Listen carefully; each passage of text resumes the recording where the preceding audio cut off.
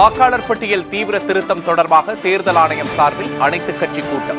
திமுக, அதிமுக, பாஜக, பாமக, விசிக, நாம் தமிழர், இடதுசாரிகள், தேமுதிக உள்ளிட்ட கட்சிகளின் பிரதிநிதிகள் பங்கேற்பு.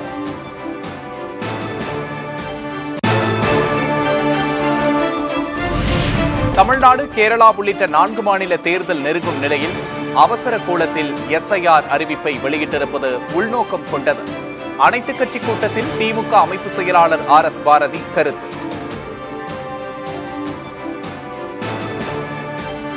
இன்னும் ஒரு 4 மாதத்திலே தேர்தல் நடக்க இருக்கிறது. அவசர கோலத்தில் இந்த அறிவிப்பை வெளியிட்டிருக்கிறார்கள். எப்படி 65 லட்சம் வாக்காளர்களை பீகாரிலே திருட்டுத்தனமாக ஓட்டுகளை திருடினார்களோ அதே போல தமிழ்நாட்டிலும் செய்ய வேண்டும் என்ற உள்நோக்கம் இருப்பதாக தான் எங்களுக்கு சந்தேகம் வருது.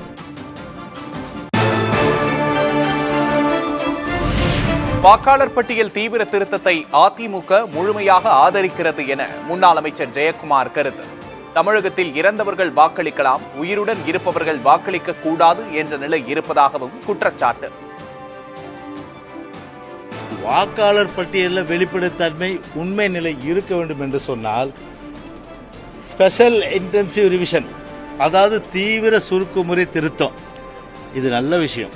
அதனால தான் நாங்கள் ஒத்துக்கிட்டோம். நாங்கள் ஏன் வரைய வைக்கிறோம்னு சொன்னோம்னா காரணம் இதுதான்.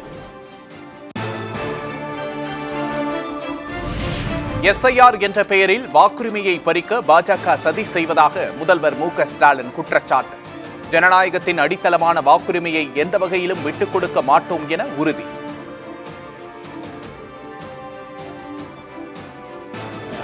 இதனால் என்ன நடந்துச்சுன்னு பார்த்தோம். பாஜக தோல்வி உறுதியானா வாக்காளர்களையே நீக்க துணிஞ்சாங்க. அதே ஃபார்முலாவை தமிழ்நாட்டிலையும் இப்போ முயன்று பார்க்கிறாங்க.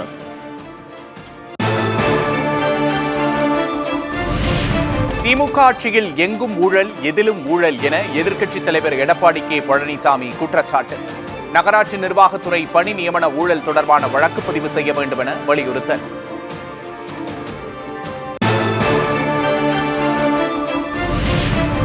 ஊழல் வேட்கையில் இளைஞர்களின் வாழ்வை வேட்டையாடிய திமுக அரசு. வேலைவாய்ப்பு ஊழல் புகாரில் CBI விசாரணை தேவை என பாஜக மாநில தலைவர் நயினார் நாகேந்திரன் குற்றச்சாட்டு.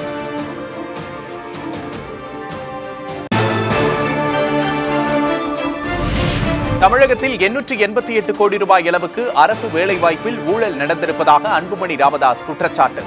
வழக்கு பதிவு செய்து நடவடிக்கை எடுக்கவும் CBI விசாரணைக்கு மாற்றவும் வலியுறுத்தல்.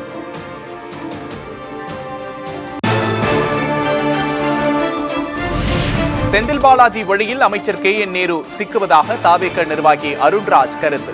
இளைஞர்களின் வாழ்வோடு ஊழல் மாடல் அரசு விளையாடுவதாகவும் கண்டனம்.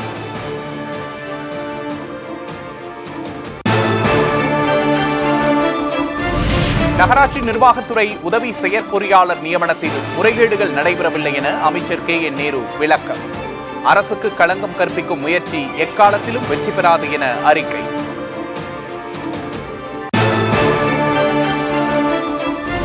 நவம்பர் 5ஆம் தேதி தாவேகா சிறப்பு பொதுக்குழு கூட்டம் நடைபெறும் என்று கட்சித் தலைவர் விஜய் அறிவிப்பு. தாவேகாவினர் அடுத்த அடியை நிதானமாகவும் தீர்க்கமாகவும் எடுத்து வைக்க வேண்டும் என அறிவுறுத்தல்.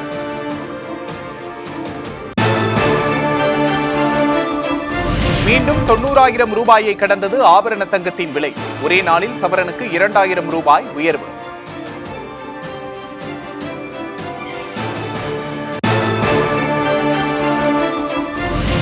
தமிழ்நாட்டில் நவம்பர் 4ஆம் தேதி வரை மழைக்கு வாய்ப்பு. வானிலை ஆய்வு மையம் கணிப்பு.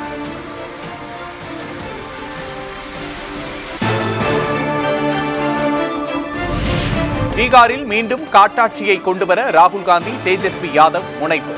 தேர்தல் பரப்புரையில் உள்துறை அமைச்சர் அமித்ஷா பேச்சு.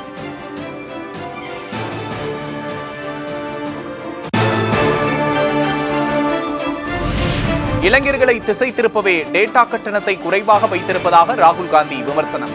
சமூக ஊடகங்கள் இல்லாவிட்டால் மோடிக்கும் நிதிஷ்குமாருக்கும் எதிராக இளைஞர்கள் போராட ஆரம்பித்து விடுவார்கள் என பேச்சு. கேரளாவில் PM ஸ்ரீ பள்ளி திட்ட அமலாக்கம் தற்காலிகமாக நிறுத்தம். மாநில அமைச்சரவை கூட்டத்துக்கு பின்பு அறிவிப்பு.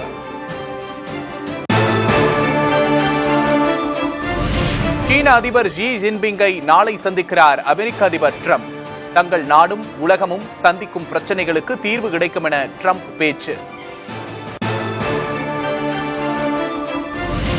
டெல்லியில் செயற்கை மழையை பொழிய வைக்கும் முயற்சி தற்காலிகமாக நிறுத்தம். காற்றில் உரிய ஈரப்பதம் இல்லை என கான்பூர் ஐஐடி நிபுணர்கள் விளக்கம்.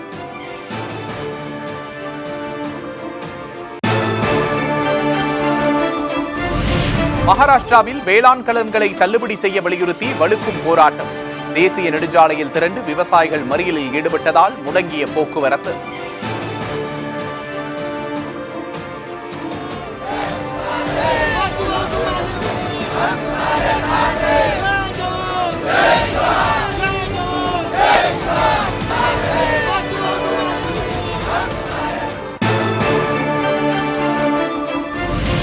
இந்தியா ஆஸ்திரேலியா அணிகளுக்கு இடையிலான முதல் T20 கிரிக்கெட் போட்டி ரத்து.